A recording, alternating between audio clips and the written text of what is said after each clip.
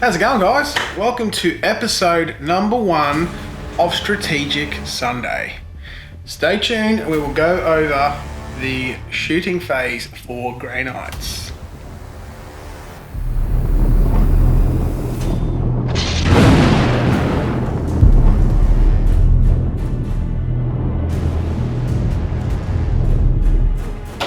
As we described, we're going to go into the Grey Knight shooting phase.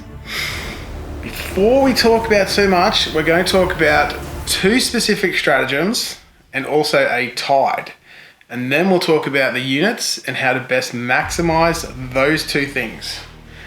So, our first stratagem is called Psychic Onslaught.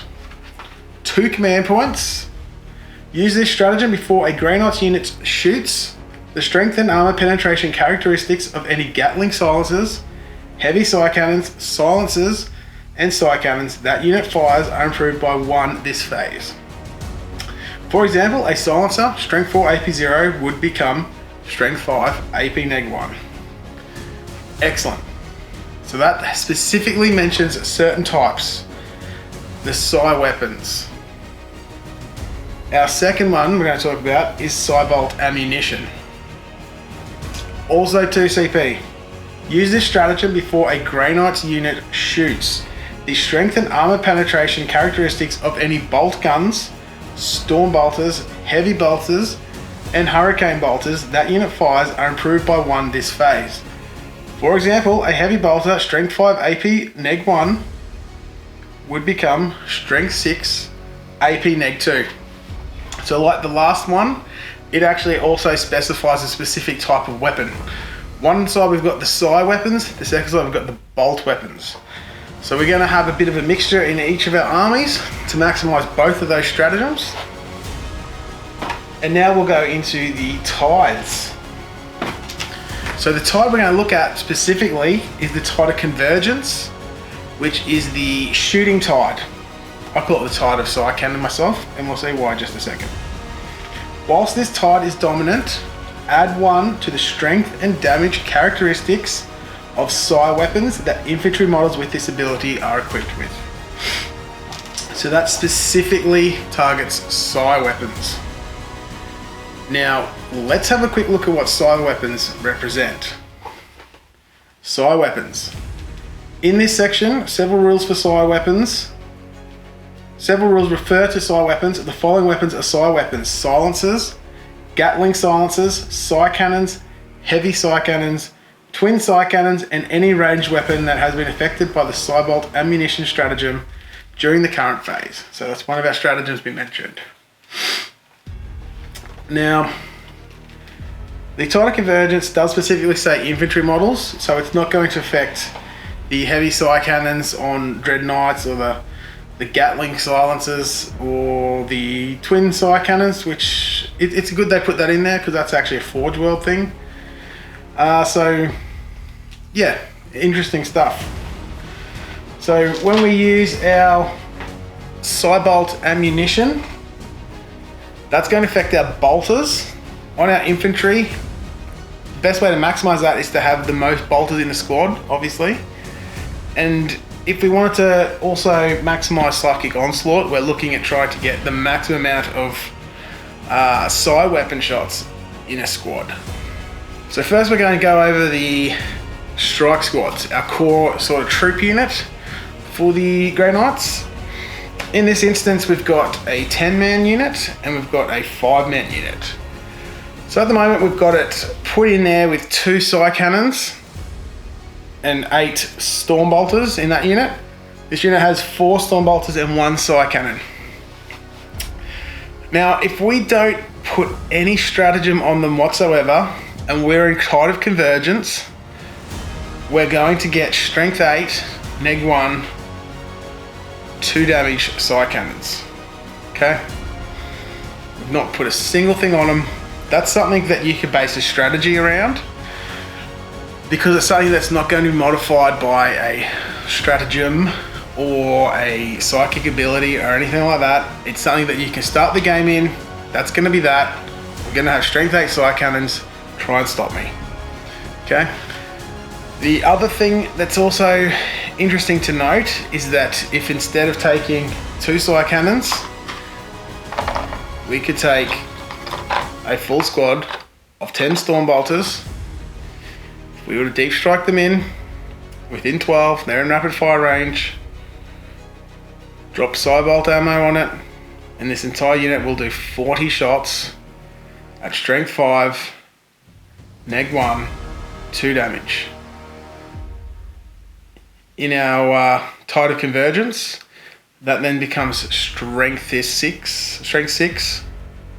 My apologies, they do 1 damage. Tide of Convergence, they become 2 damage. Strength 6, neg 1. But then you're dropping a stratagem, and stratagems can be stopped. Not always, but they can be, so keep that in mind if you're going to play against an army, but that becomes a bit more of a tactical thing. So when you're looking at a squad, where are you going to get the most amount of bang for your buck? We go back to the Psychic Onslaught ability. We've got 2 Psy Cannons, 4 shots each, 8 shots. Is that the best use? Maybe. They could be a good plan B. Here's another unit. This unit here costs the same points as this unit here. Difference is these guys are a Purgnation squad. They've got 4 Gatling silencers. Sorry, I apologise, they don't. They have just normal silencers. They've got 4 silencers, 6 shots each. So they're rocking 24 shots. Psychic Onslaught that. Tide of Convergence that. You suddenly got strength 6 guns, neg 1 AP, and D3 plus 1 damage. That suddenly becomes threatening. Very threatening to certain things. Some things not so much, but strength 6 can deal with some stuff. Is that the best use? Maybe, maybe not. It's up to you. Another thing we can also look at is interceptors. Tooling them up the same way as the strike squads, you get the same amount of special weapons. They cost a little bit more points, but they do have movement to benefit them as well, and also the shunt ability. They have the benefit of coming in turn 1 and getting in your opponent's face straight away if that's what you want. You could also sit back and chill, do whatever. But they're also a really good way to clear chaff. Okay, so then we've also got a unit of Paladins. Now you can also take Terminators if you want. It depends if you feel the need to fill a troop slot. If you can go the points to get an elite slot though to get the Paladins in, I'd probably recommend it. One cool thing with the Paladins is that they can take 4 special weapons. So they can take the same amount of special weapons as the Purgnation squad. The benefit is they're a lot more durable. Also, a good thing is that if you want to stack abilities on something, it's good to stack it onto 1 unit to try and maximize that capability. So a Paladin squad's a lot more durable, so if you wanted to stack some shots on that, you can. The other good thing with Terminators and Paladins is that they don't lose their special close combat weapons. So these guys actually lack in combat a lot because they just become basically normal Marines. Just the 1 attack and then the extra attack if they're charged or they do charge, etc, etc. When we've used the stratagems, the Psybolt ammo or the Psychic Onslaught on one of these units, what are some other ways we can make them benefit other than also being Tide of Convergence? We can look at a couple of special abilities or some extra stratagems. So one stratagem of note was Bring Down the Beast. So that is in the Psychic Awakening Ritual of the Damned book. Bring Down the Beast. Use this stratagem in your shooting phase after shooting with a Greynock unit from your army. Select one vehicle or monster unit that was chosen as a target for that unit's attacks. Until the end of the phase, when resolving an attack made by a model in a friendly Grey Knights unit against that enemy unit, you can re-roll the wound roll. What that means is if I had a little unit of interceptors, they shunted in, they took some shots at a vehicle. They may not do anything to it, but I drop that stratagem on it, then I engage them with a big unit of paladins, for example, I get to re-roll to wound. Now, if I'm in Tide of Convergence, and I've got Slide Bolt ammo on them, or Psychic Onslaught if they're rocking the Psy Cannons. Suddenly I've gone to Strength 9 on the Psy Cannons. Now there's a couple other things I'll talk about in a second, but now I'm re-rolling to Wound. What are some ways I can get them to re-roll hits or improve better hitting capabilities? We've got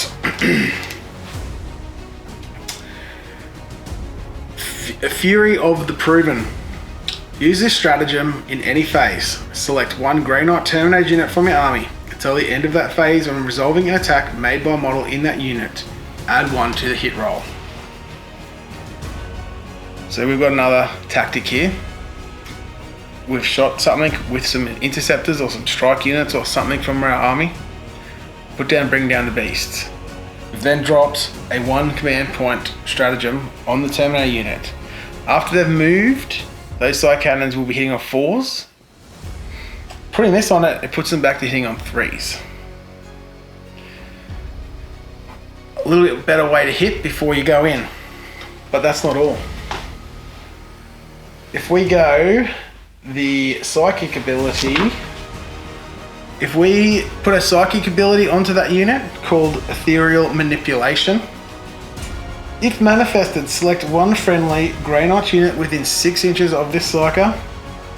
Until the start of your next Psychic phase, when resolving an attack made by a model in that unit in the shooting phase, against a unit that is within half range, you can re-roll the hit roll.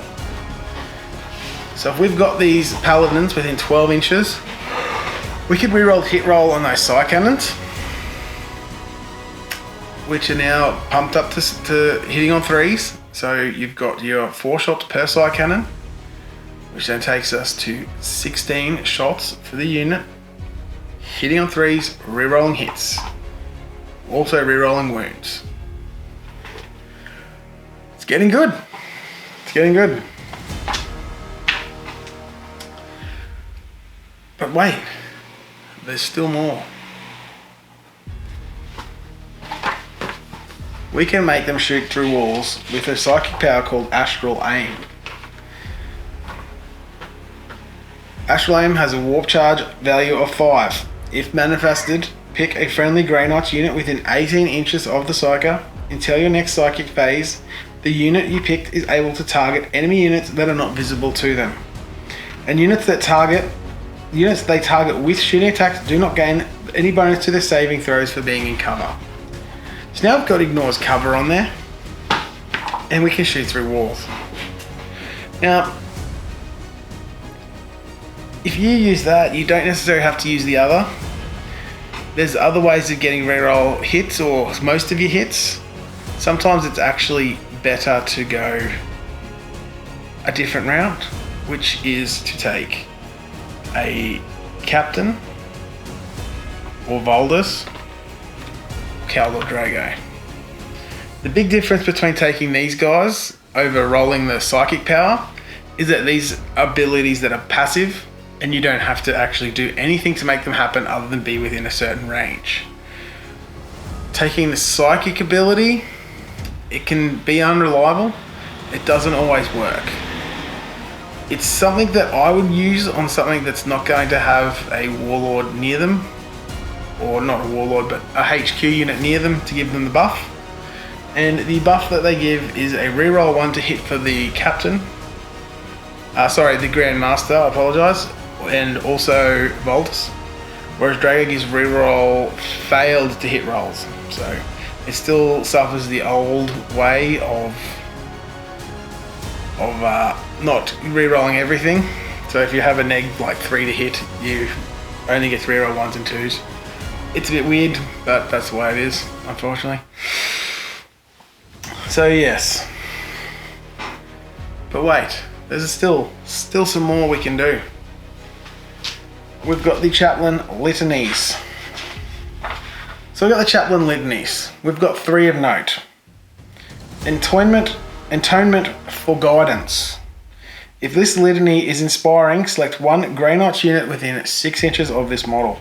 When resolving an attack made with a ranged weapon by a model in that unit, ignore hit roll modifiers and ballistic skill modifiers. That's pretty good.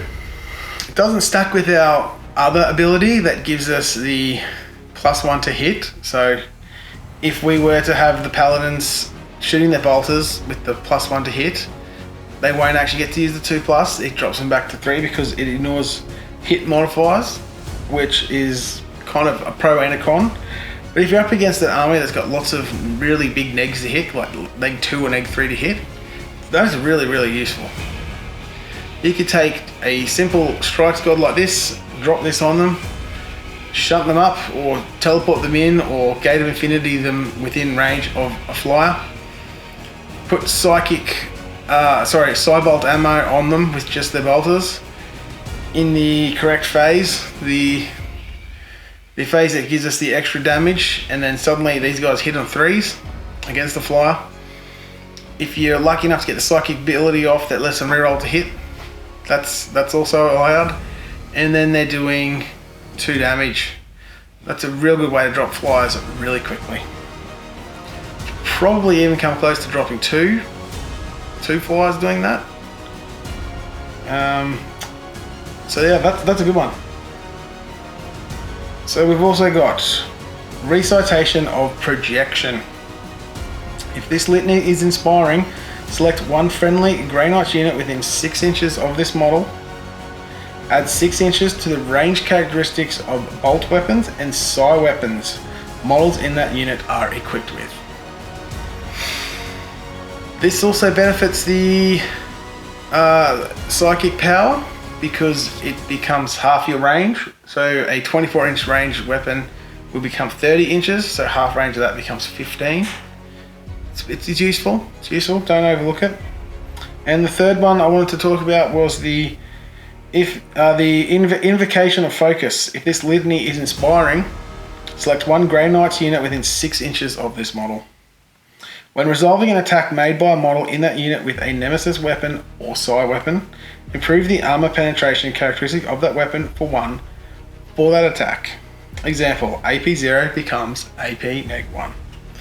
So now we've also got some ways to punch through armors. What I like about that one is it does affect 2 different phases. It allows you to be effective in the shooting phase and also in melee. Having neg 3, neg 4 to hit on some of your hand weapons is pretty good. I typically will usually run either falchions or halberds, and they're both neg 2, so that drops me up to neg 3, which is useful. Sometimes I run hammers in certain units as well, so they're usually neg 3, so it becomes neg 4, which is slicing straight through the armor of most transports and lighter things like dreadnoughts, things like that. Things without invulnerables. So yeah, that's another couple of points to look at.